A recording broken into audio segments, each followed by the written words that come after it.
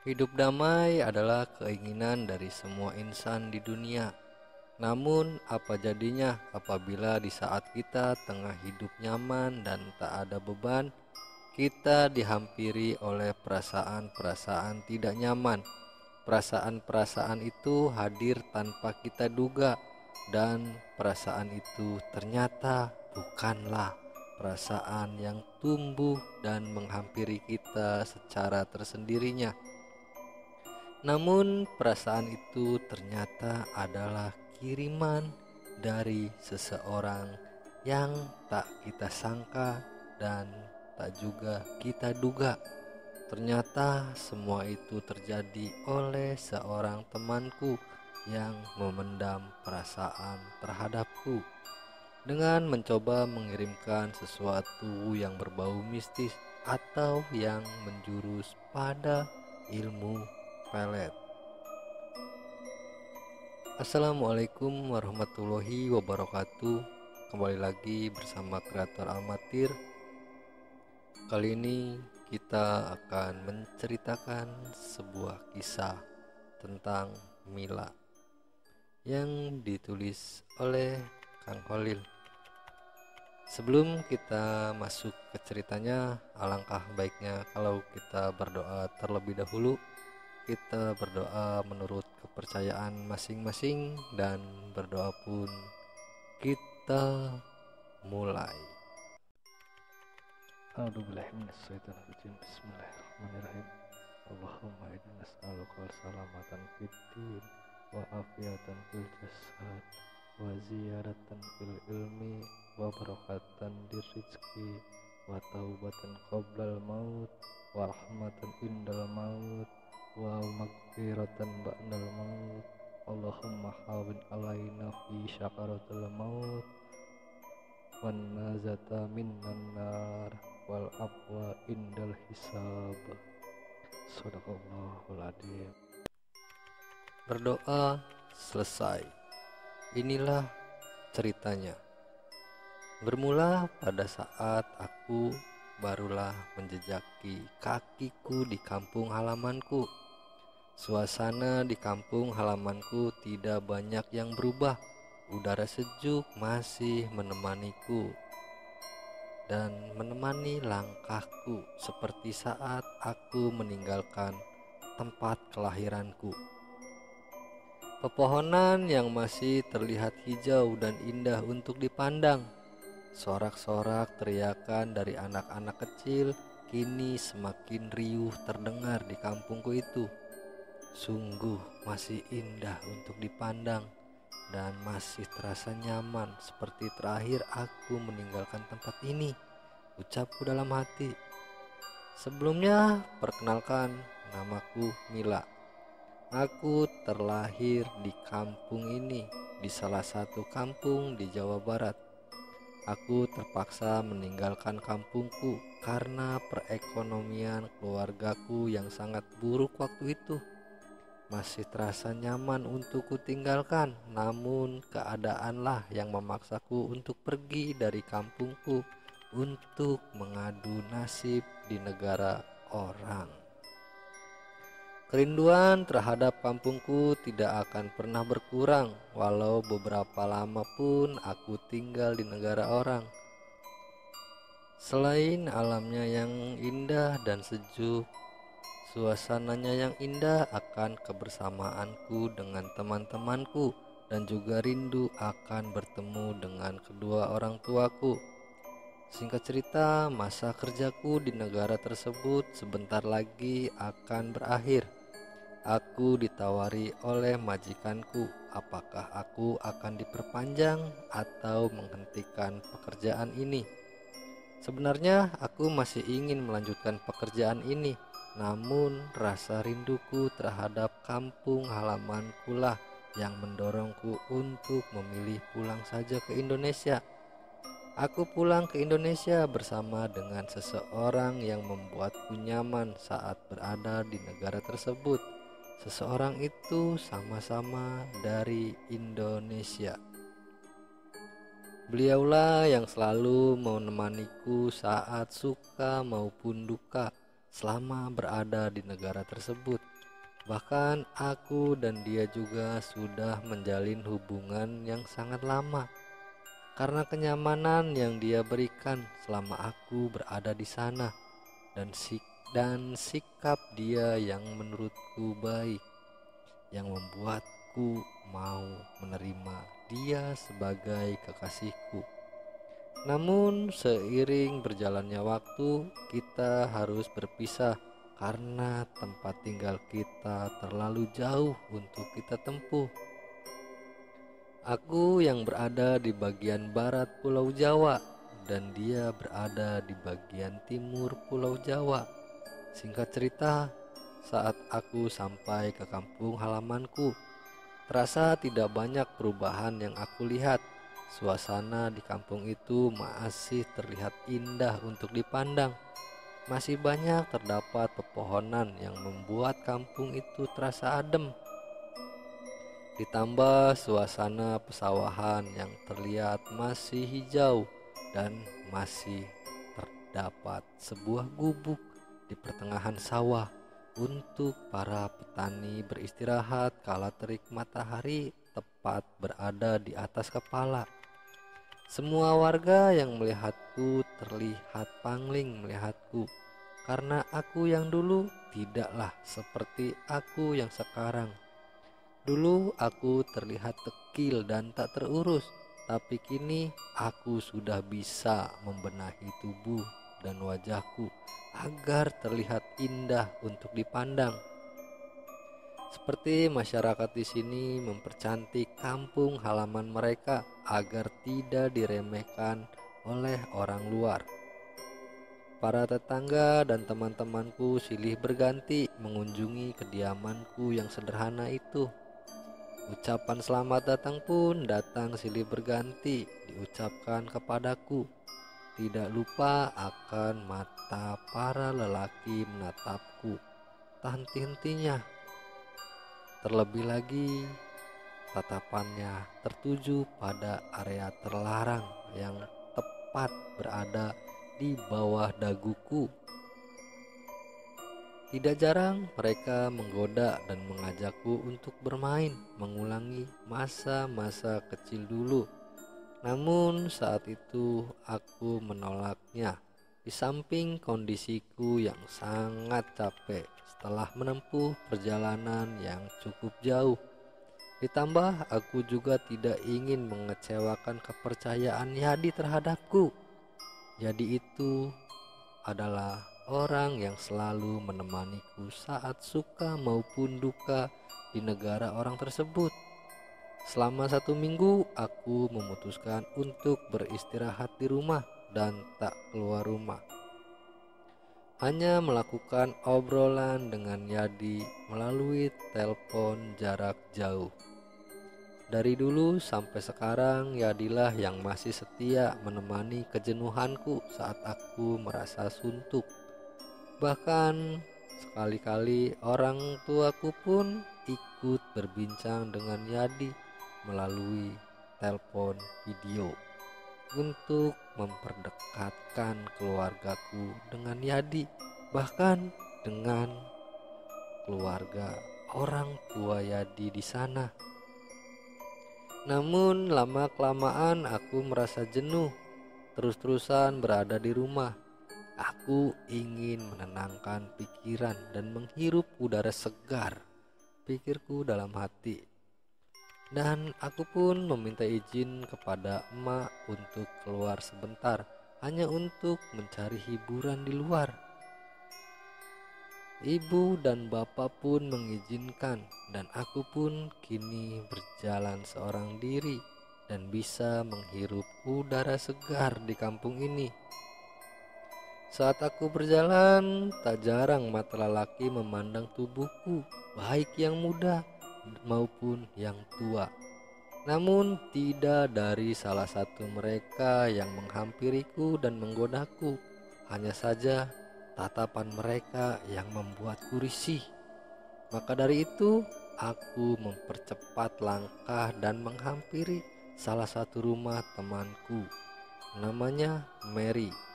Dia temanku waktu sekolah. Mary menyambutku dan mempersilahkan masuk. Tampak beberapa teman-temanku semasa sekolah dulu sedang berada di rumah Mary. Andi, Didi, Yusuf, Holil, Dudung, dan beberapa teman wanita yang lain. Mereka semua berasal dari desa yang berbeda satu sama lain. Saat aku masuk, langsung melihat Holil dan langsung teringat kepada seseorang yang membuatku nyaman. Ya, Yadi. Aku langsung teringat akan Yadi. Karakter Holil sangat sama persis dengan Yadi. Kalemnya, tutur bahasanya, dan cara memperlakukan orang lain. Bahkan perbincangannya aku terasa nyaman dan sesekali melupakan sosok Yadi. Karena sosok Yadi sudah digantikan oleh Holil. Namun harapanku untuk bisa dekat dengan Holil sangatlah tipis. Karena Holil akan pergi jauh meninggalkan tempat ini untuk bekerja di suatu daerah di luar Pulau Jawa. Namun aku tidak menyia-nyiakan kesempatan ini dan aku pun meminta kontaknya hanya untuk sekedar bersilaturahmi. Beberapa temanku semasa sekolah hanya Holil dan Dudunglah yang bisa menghargai wanita, tidak seperti yang lainnya.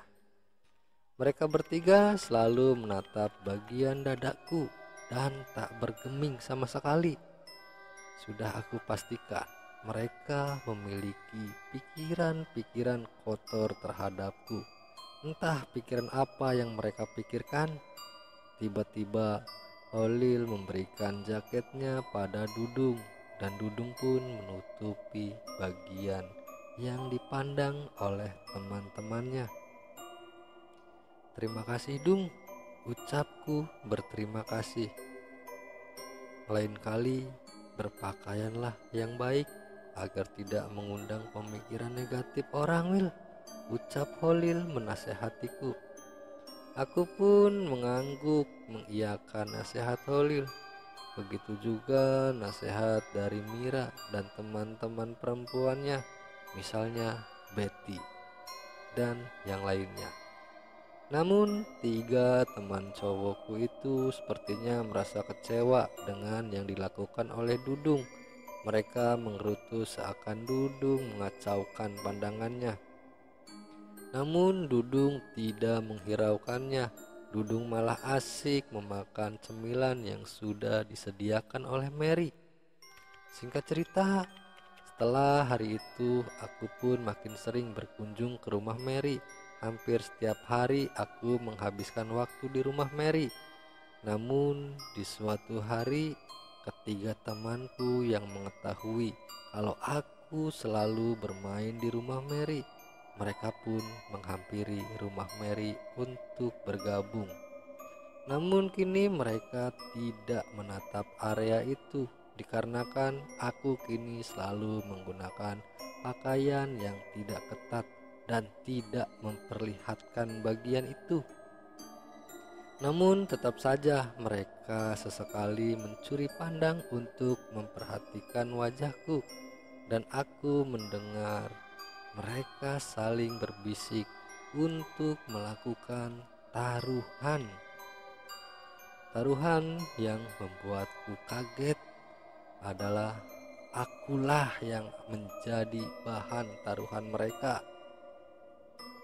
Aku hanya bisa terdiam dengan perbincangan mereka yang memperebutkanku dan menjadikanku sebagai bahan taruhan. Setelah pembicaraan mereka selesai, aku pun memutuskan untuk berpamitan pada Mary dan memutuskan untuk pulang. Mer, aku pulang ya Mer.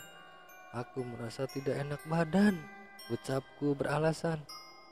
Iya Mil, hati-hati ya di jalannya, jawab Mary. Sepanjang jalan, aku pun merasa kecewa dengan teman-temanku itu, dan aku juga merasa kecewa akan tidak adanya Holil dan juga Dudung di situ. Andai aja ada Holil dan Dudung di situ, mungkin dia akan bisa menegur mereka agar tidak melakukan hal itu.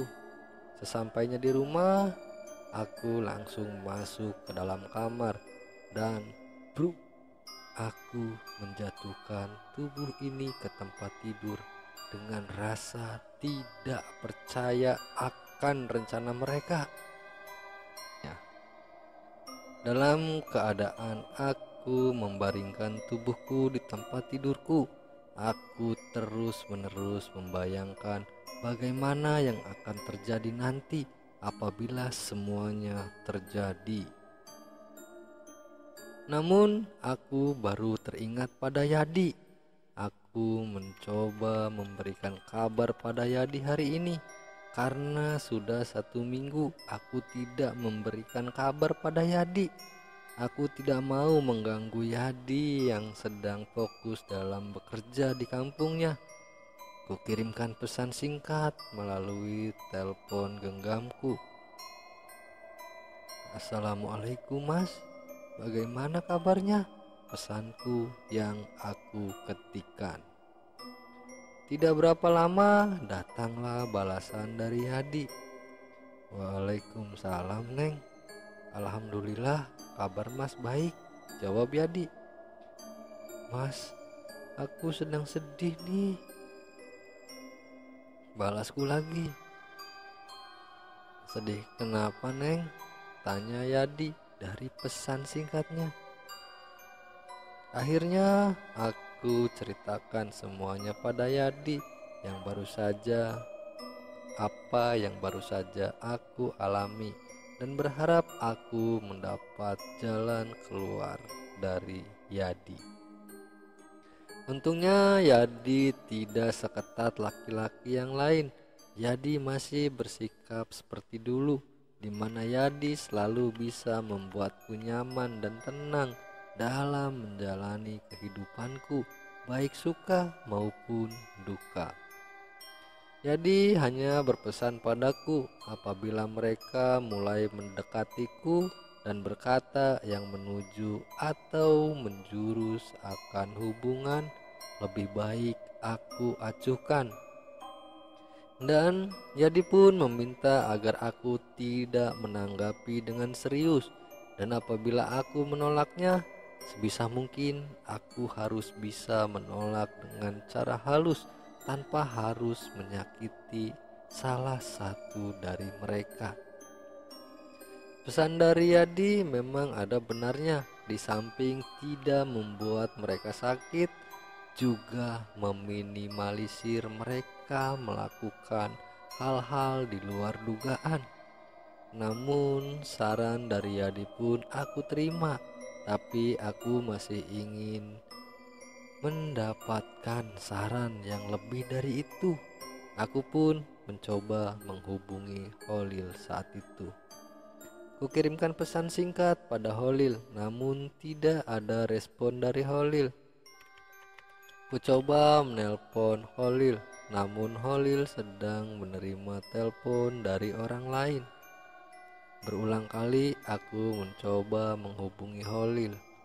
Hasilnya pun sama, Holil masih belum bisa dihubungi. Kini aku mencoba menghubungi Betty temanku, namun hasilnya pun sama. Betty juga sedang menerima telepon dari orang lain.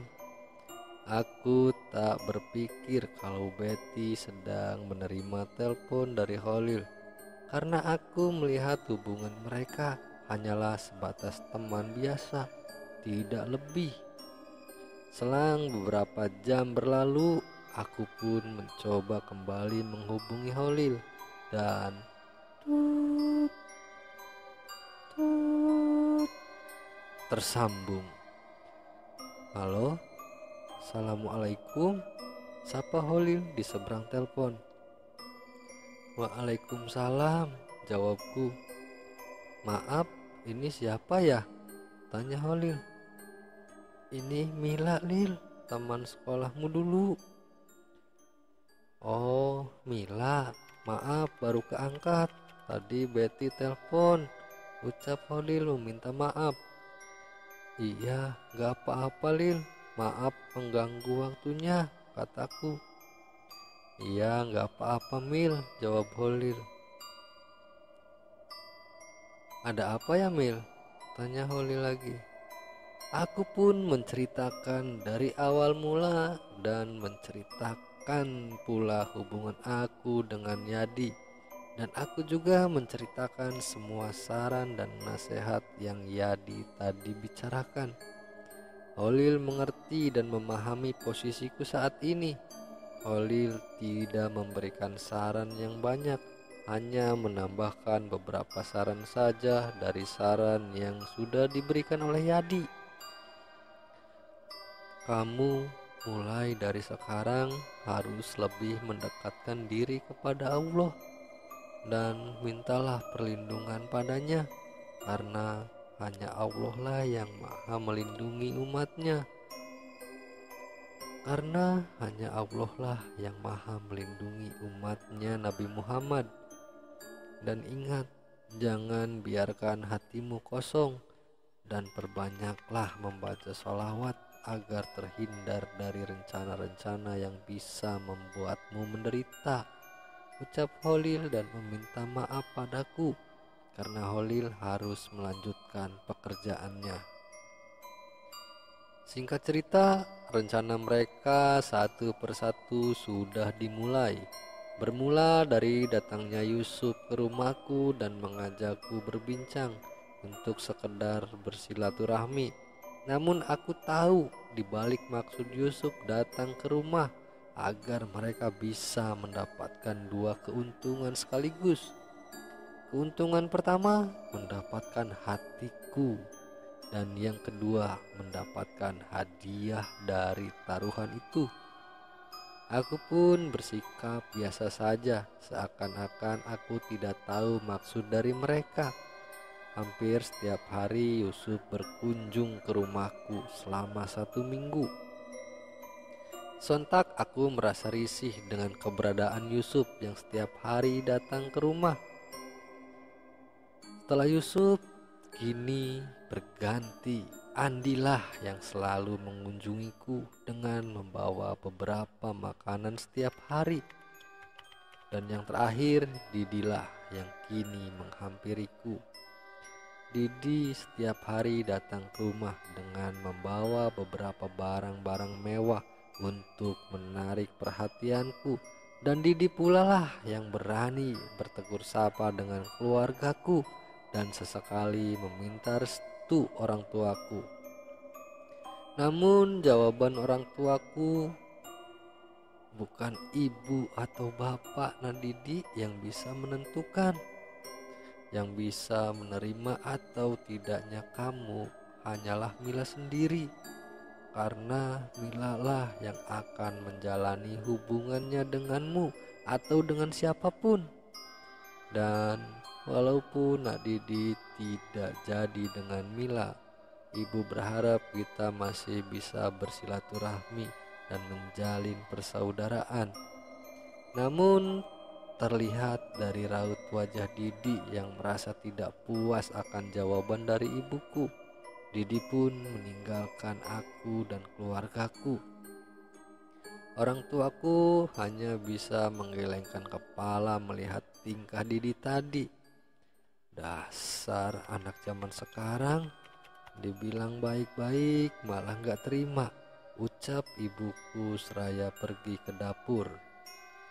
Setelah memastikan Didi pergi, aku pun masuk kembali ke dalam kamar untuk merebahkan badan dan beristirahat. Ting. Suara notifikasi berbunyi di HP-ku. Kabar bahagia yang aku dapat dari Yadi. Kalau Yadi akan mengunjungi rumahku akhir bulan depan bersama keluarganya. Setelah mendengar kabar itu, aku pun mulai tersenyum dan memberikan berita itu pada ibu dan bapakku keesokan harinya. Tampak bapak dan ibuku juga senang mendengarnya. Namun kegembiraan itu terganggu oleh datangnya mereka bertiga. Mereka meminta jawaban padaku. Siapakah yang akan aku pilih untuk jadi pacarku? Mereka terlihat tidak sabaran dan seakan memaksaku untuk menjawab. Namun lagi-lagi ibu dan ayahku menerangkan pada mereka kalau bertamu itu harus dengan cara yang baik, bukan seperti ini. Mendengar perkataan orang tuaku, mereka bukannya mengerti, malah Didi yang bertingkah layaknya seperti jagoan. Didi malah berani memaki ibu dan bapakku di depanku, di depan anaknya. Rasa kecewaku pun kini tumbuh dan tanpa basa-basi memaki kembali tiga orang tersebut. Kirik kalian! Kalian datang bertamu ke rumah orang itu harus sopan. Apa kalian tidak pernah diajarkan oleh orang tua kalian tentang sopan santun dan cara menghargai orang yang lebih tua, Dan kalian datang ke sini hanya untuk mengetahui jawaban kalian, kan? Jawabannya adalah tidak. Aku tidak akan memilih salah satu di antara kalian. Untuk apa aku memilih orang yang tidak punya adab seperti kalian? Lagi pula, aku tahu maksud kalian mendekatiku. Aku kecewa dengan kalian. Aku kira lama tidak bertemu akan merubah moral kalian menjadi lebih baik. Namun nyatanya tidak. Moral kalian malah lebih bejat.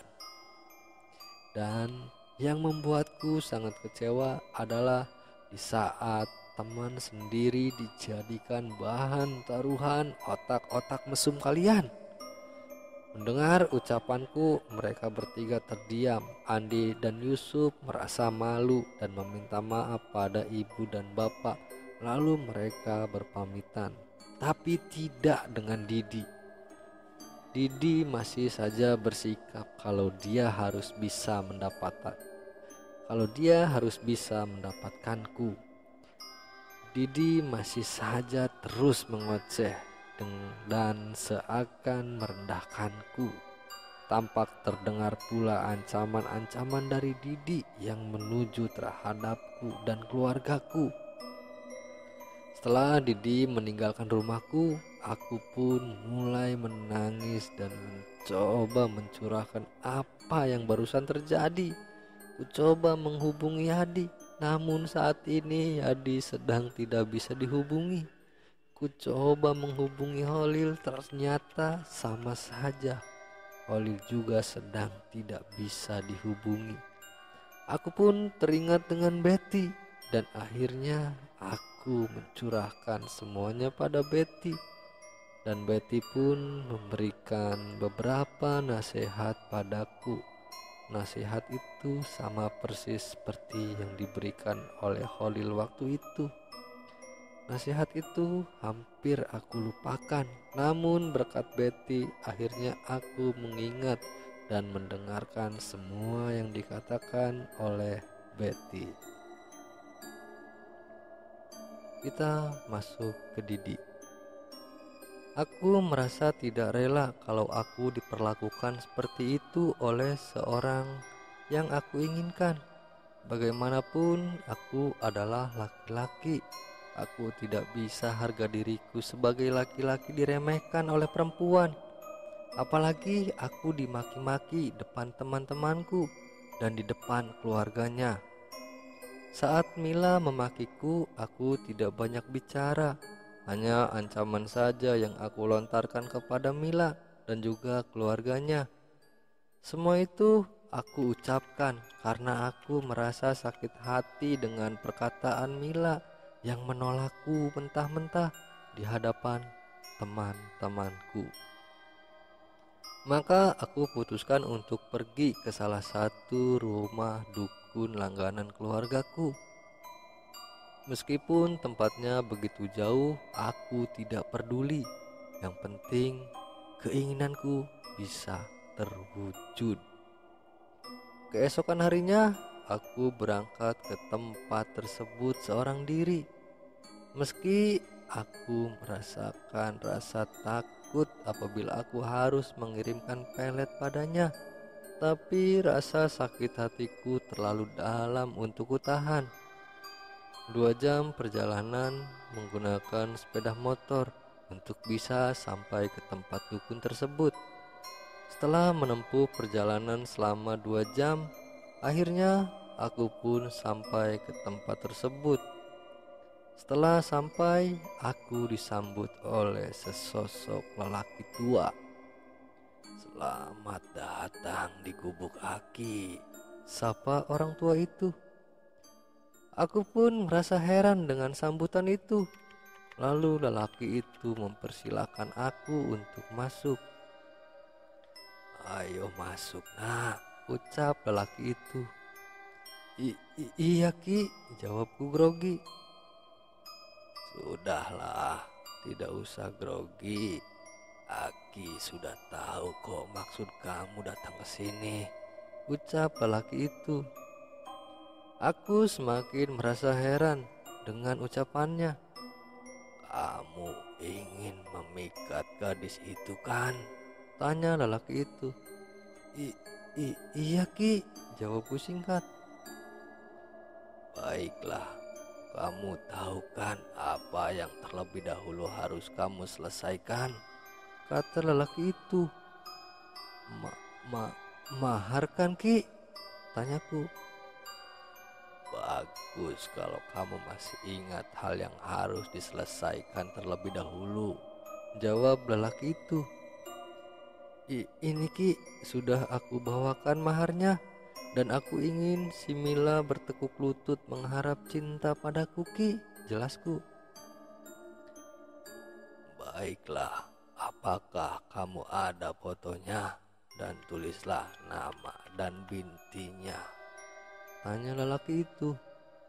"Ada Ki, ini sudah aku tuliskan di belakang fotonya, nama beserta bintinya," jawabku. "Bagus, sekarang kamu tunggu sebentar. Aki akan mengambil sesuatu," jelasnya. Aku pun terdiam di ruangan tersebut dan merasakan hawa mencekam di dalam ruangan tersebut. Tak lama lelaki itu kembali dan membacakan sesuatu dan memberikan selembar kertas dan sebotol air untuk aku lakukan ritual di rumah.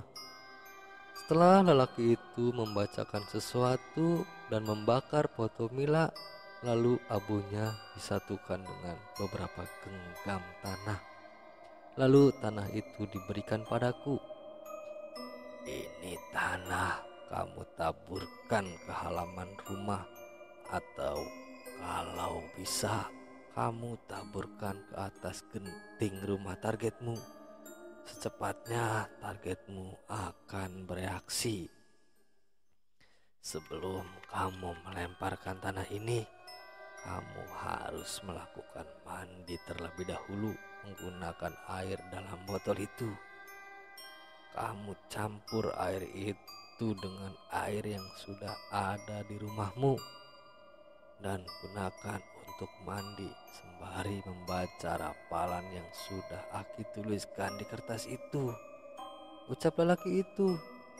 "Dan Aki akan membantumu dari kejauhan sini," tambahnya. "Baik Ki, akan aku lakukan," ucapku. "Ya sudah, sebaiknya sekarang juga kamu pulang dan lakukan malam ini juga," ucap lelaki itu. Aku pun berlalu meninggalkan rumah dukun tersebut untuk kembali ke rumah dan mempersiapkan segala sesuatunya. Singkat cerita, waktu yang ditunggu pun tiba dan ku lancarkan rencanaku. Mula-mula aku mandi dengan campuran air yang telah diberikan lelaki tadi. sembari membacakan ajian-ajian yang tertulis dalam kertas itu. Kemudian aku pergi ke kampungnya Mila dengan menggunakan sepeda motor. Kupastikan tidak ada seseorang pun di sekitar situ. Ku genggam tanah itu dan ku bacakan kembali tulisan yang ada di balik tulisan untuk mandi tadi. Niat insun pikatan sukma lan ragamu, pelawan lemah pekuburan iki supaya awakmu kepikat lan kegila-gila ning awakku, dan seterusnya. Seraya kulemparkan segenggam tanah ke atas genting rumahnya Mila. Kuulangi sekali lagi membacakan kalimat tersebut, seraya kutaburkan ke halaman rumah sampai belakang rumahnya. Setelah itu aku pun berlalu pergi meninggalkan tempat itu. Takut ada seseorang yang mengetahui aksiku itu. Aku pun menunggu efek yang terjadi pada diri Mila dari kejauhan. Kita masuk ke Betty. Saat itu Mila menelponku dan mencurahkan keresahannya menyangkut apa yang sedang dia alami. Mila juga meminta saran padaku apa yang harus dia lakukan untuk menyelesaikan permasalahan ini. Aku tidak bisa banyak memberi saran karena aku tidak terlalu tahu apa yang sebenarnya terjadi dengan Mila. Namun yang aku khawatirkan adalah apabila Didi nekat melakukan hal-hal di luar dugaan. Mila pun terlihat sedih mendengar apa yang aku katakan, kalau aku tidak bisa membantu banyak saat ini. Karena aku pun saat ini sedang mengalami beberapa permasalahan dalam keluarga. Tapi aku yakin kalau Mila bisa menyelesaikannya dengan usahanya sendiri. Keesokan harinya, aku semakin merasa khawatir dengan Mila. Aku putuskan untuk menghampiri Mila dan mencoba mencari tahu apa yang sebenarnya terjadi. Aku putuskan siang ini aku akan menghampiri rumah Mila dan menanyakan sesuatu padanya. Saat aku sampai di rumahnya, aku melihat Mila hanya terduduk dan melamun memikirkan jalan keluarnya, terutama dengan ancaman yang Didi tujukan pada Mila dan keluarganya. Singkat cerita, setelah beberapa hari aku tidak menemui Mila. Kini Mila terlihat seperti ada yang aneh pada dirinya. Mila selalu merasakan kegelisahan yang teramat dalam. Kadang dia tersenyum sendiri dan terkadang dia menangis sendiri. Entah apa yang ditangisi olehnya atau yang disenyumi olehnya. Yang jelas aku merasakan ada sesuatu yang tidak beres dari diri Mila. Apa Mila mulai gila? Pikirku dalam hati. Ya, kebanyakan orang berprasangka seperti itu, namun kenyataannya lebih dari itu. Mila merasa depresi karena sering merasa mendapatkan gangguan-gangguan yang seperti memaksa Mila untuk mencari sosok seseorang. Entah seseorang itu siapa, tapi yang jelas semua itu ada hubungannya dengan permasalahan yang sedang dialami oleh Mila saat ini. Berhari-hari Mila bertingkah laku seperti itu yang membuat orang tuanya sangat terpukul.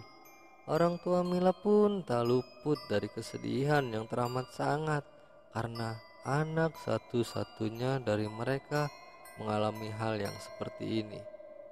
Aku diminta tolong orang tuanya Mila untuk menjaga Mila, dan aku juga memutuskan untuk menginap di rumah Mila sambil kugali informasi tentang apa yang sebenarnya Mila rasakan. Aneh, kalau Mila benar-benar depresi, pasti Mila melakukan hal-hal yang bisa membahayakan dirinya sendiri. Tapi kenyataannya itu tidak Mila lakukan. Kalau Mila gila, mana mungkin Mila bisa merespon pertanyaan-pertanyaan yang aku lontarkan padanya. Namun yang Mila rasakan adalah Mila seperti diikuti sosok perempuan berparas cantik yang selalu membisikkan kata, "Kejarlah seseorang yang mencintaimu." Dan saat itu pula Mila mulai merasakan dalam pikirannya adalah orang yang disebutkan sosok itu. Semakin Mila mencoba menolak perkataan itu, semakin Mila merasakan sakit yang teramat sangat di sekujur tubuhnya. Selama aku dan Mila berbincang, Mila selalu menanyakan sosok Didi dan memanggil-manggil nama Didi. Aku sudah bisa memastikan kalau Mila terjerat pelet yang dikirimkan oleh Didi, yang bukan atau tidak lain adalah temannya sendiri. Sampai suatu saat Mila pergi dari rumah dan memanggil-manggil nama Didi dan juga mencari-cari Didi tanpa mempedulikan penampilannya. Aku yang melihat Mila seperti itu merasa tidak tega dan merasa sedih. Ku coba menyadarkan Mila, namun pengaruh pelet itu sudah masuk dan mempengaruhi pikiran Mila lebih dalam. Di saat aku mencoba membawanya pulang, aku melihat ayahnya Mila bersama dengan seseorang seumuranku. Nampak orang itu bukanlah dari desa ini, melainkan dari kota atau luar daerah. Orang itu datang beserta keluarganya. Apa mungkin itu Yadi? Pikirku. Ya, ternyata benar, itu adalah Yadi, kekasih dari Mila yang selalu menemaninya saat berada di luar negeri tersebut. Tampak gagah, sopan, dan juga berwibawa. Yadi pun tidak merasa malu saat menggandeng Mila dan membawanya pulang. Yadi hanya melihat ke sekeliling tempat ini, dan sepertinya Yadi menyadari kalau ada sesuatu di sekitar sini. Kacau, benar-benar kacau. Terdengar kata yang diucapkan oleh Yadi sembari menggandeng tangan Mila untuk membawanya pulang.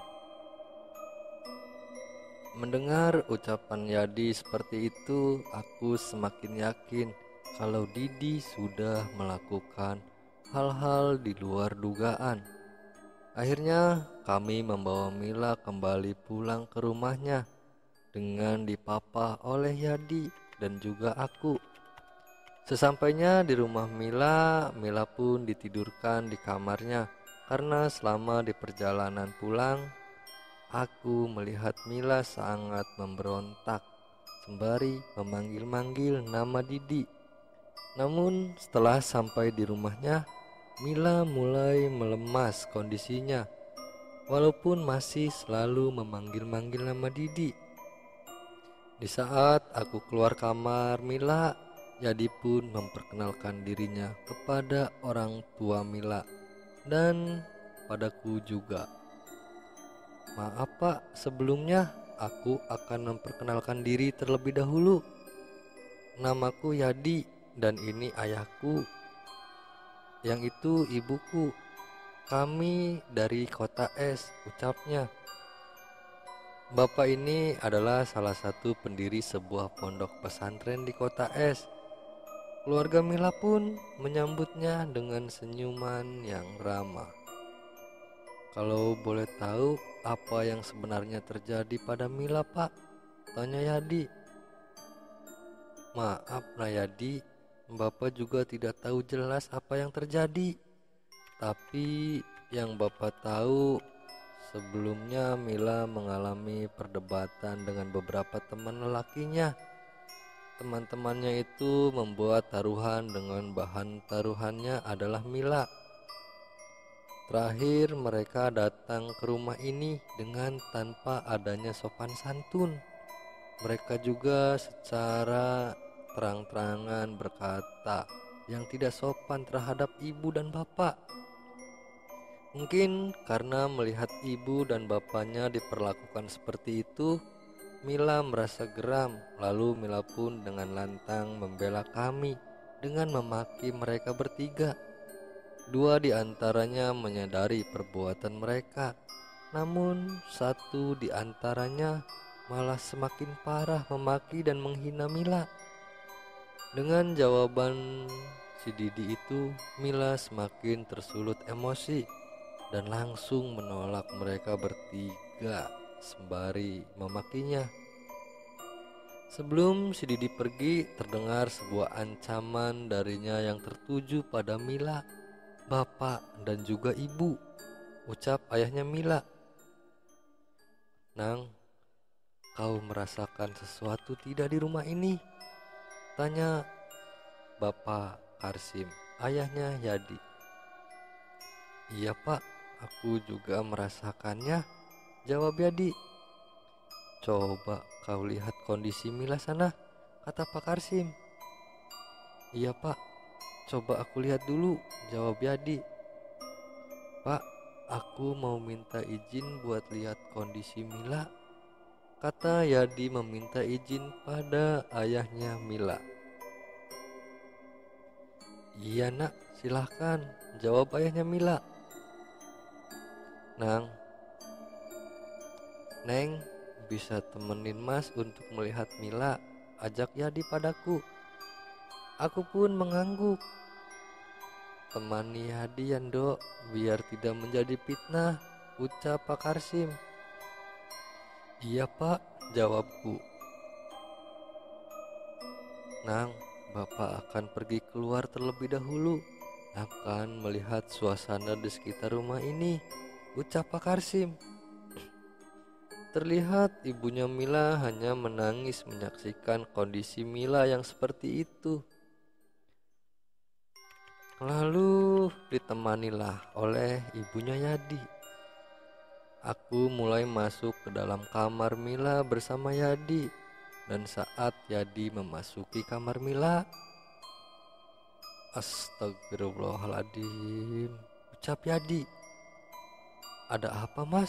tanyaku.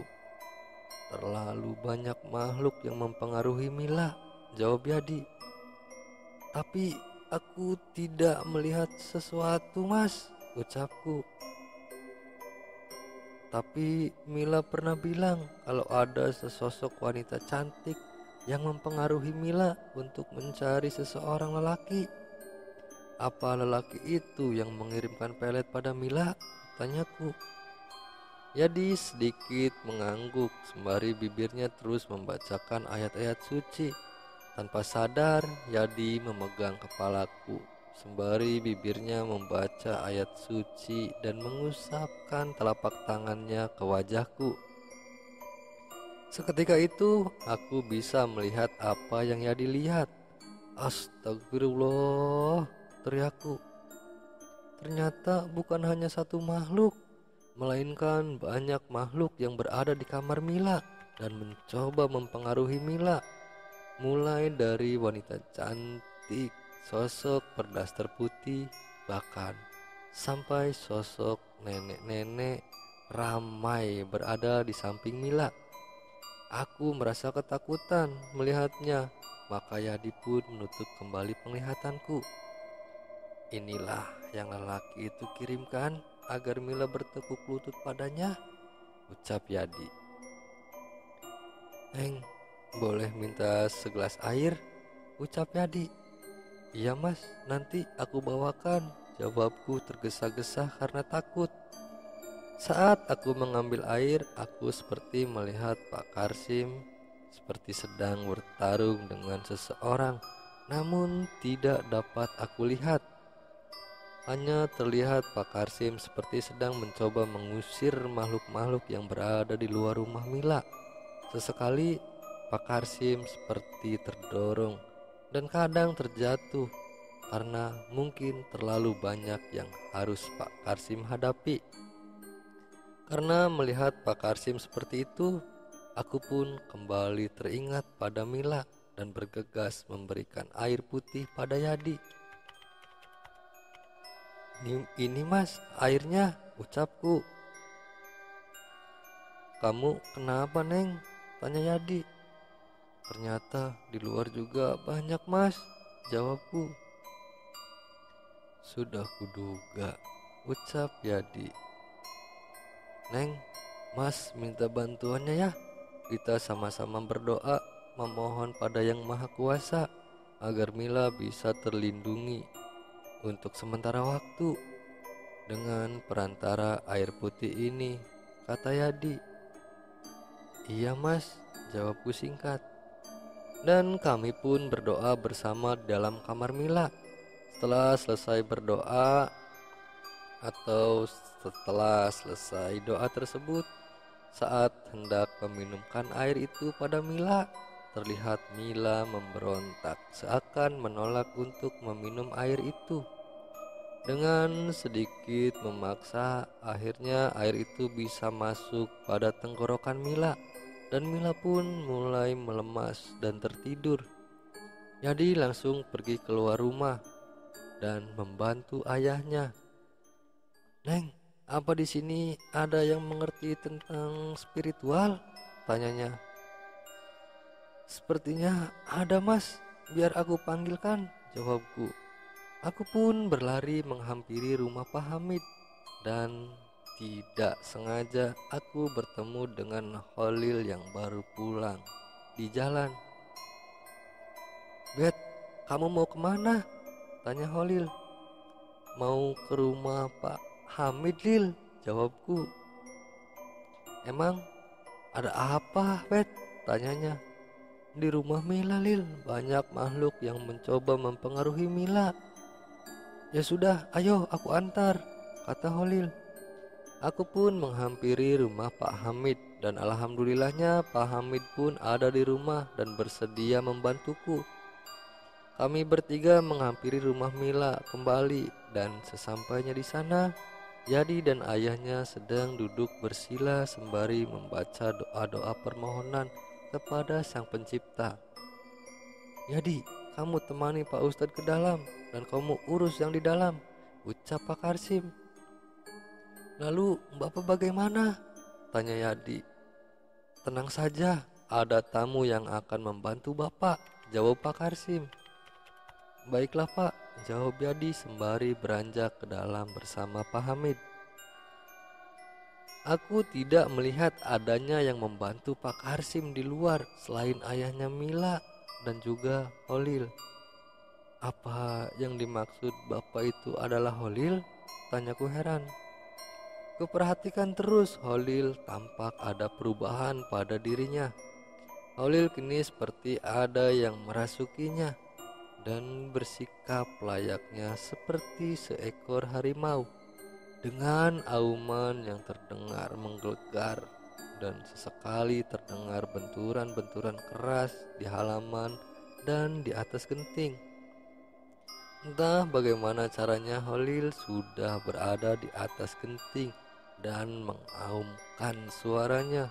Begitu juga dengan Pak Karsim yang masih terus-terusan melepaskan ayat-ayat suci. Begitu juga dengan Pak Karsim yang masih terus-terusan melafalkan ayat suci. Setelah beberapa lama, akhirnya semua sudah selesai dengan Holil membawa bungkusan dari atas genting dengan digigitnya. Dan Pak Karsim pun terkulai lemas dan bruk di tanah. Entah bagaimana caranya, aku melihat sebagian tanah kini berkumpul di hadapan Holil dan dimasukkan pada sebuah kantong oleh Pak Karsim. Namun setelah semua bersatu dalam satu kantong, Holil seperti melemparkan kantong itu ke atas. Dan seketika kantong itu pun hilang entah kemana. Dan Holil pun ambruk tidak sadarkan diri di depan Pak Karsim. Keadaan di dalam kamar pun alhamdulillah telah selesai. Dan Mila pun kini sudah sadar kembali seperti dulu. Dan akhirnya kita pun berkumpul di sebuah ruang tamu untuk sekedar beristirahat dan membahas semua ini. Namun Khalil masih belum sadarkan diri. Untung semuanya masih bisa dicegah, ucap Pak Hamid. Terima kasih anak muda sudah mencegah terlebih dahulu, ucap Pak Hamid. Iya Pak, sama-sama, jawab Yadi. Kalau boleh tahu anak muda ini siapa dan dari mana? Tanya Pak Hamid. Aku Yadi Pak, jawab Yadi. Dia itu calon suaminya Mila Pak, dari kota S, dan ini ayahnya, salah satu pendiri pondok di kota S. Subhanallah, suatu kehormatan buat saya bisa bertemu dengan pendiri pondok, ucap Pak Hamid seraya mencium tangan Pak Karsim. Pak Hamid ini tidak usah sebegitunya Pak, jawab Pak Karsim sembari kemudian tersenyum pada Pak Hamid. Di sela kita berbincang, kini Khalil pun sadar, namun masih dalam pengaruh kakeknya yang sudah lama meninggal. Ilmu itu sudah aku kembalikan pada pengirimnya, pelet sewu demit yang sangat merepotkan, ucap Khalil. Sudah Ki, sekarang kamu boleh pergi, kasihan cucumu, ucap Pak Hamid. Iya Mid, aku titip cucuku ya, aku pamit. Assalamualaikum, ucap Khalil yang masih dirasuki kakeknya. Sepeninggalan kakeknya, Khalil pun mulai sadar dan kembali seperti biasa. Dan Khalil merasa lemas dan capek. Langsung ku kasih segelas kopi buat menenangkannya. Terima kasih Bet, kopi manis dibuat oleh seseorang yang sangat manis, gombalnya. Refleks ku pukul kepalanya. Seketika semua tertawa melihatku memukul Khalil. Keesokan harinya terdengar kabar kalau Didi sering sakit-sakitan dan seperti ketakutan. Dan tak berselang lama Mila pun resmi menikah dengan Yadi. Di saat setelah ijab kabul, Mira datang memberikan kabar kalau Yadi meninggal dengan cara bunuh diri, menusukkan sebilah pisau tepat di jantung dan hatinya. Lalu kami pun beserta Mila melihat jasad Didi yang mengenaskan. Mila dan Yadi pun tidak tega melihatnya. Terlihat ibunya Didi memberikan selembar kertas yang bertuliskan permintaan maaf atas perbuatannya. Di saat haru menyelimuti keluarga Didi, ada seseorang yang tertawa. Hahaha, itulah balasan yang setimpal untuknya. Hahaha. Kenapa kamu melakukan ini? Tanya Pak Karsim. Bukan aku yang melakukannya, tapi mereka yang disuruhlah yang menghantui tuannya sendiri. Hahaha, tawanya kakeknya Khalil dan kemudian pergi dari orang tersebut.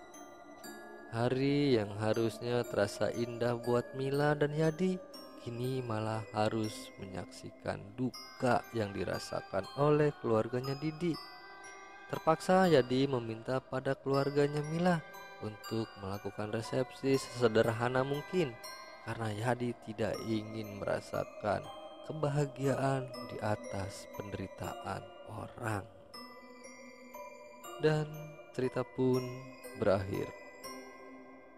Terima kasih untuk teman-teman semua yang sudah menyimak, menyaksikan, dan juga menonton video ini. Seperti biasa, saya mohon dukungannya kepada teman-teman semua untuk membantu mengembangkan channel ini dengan cara klik subscribe, like, komen, dan juga share ke media sosial teman-teman semua. Dan jangan lupa nyalakan juga loncengnya untuk mendapatkan notifikasi dari channel ini. Sekali lagi saya ucapkan banyak-banyak terima kasih. Wabillahi taufiq wal hidayah. Wassalamualaikum warahmatullahi wabarakatuh.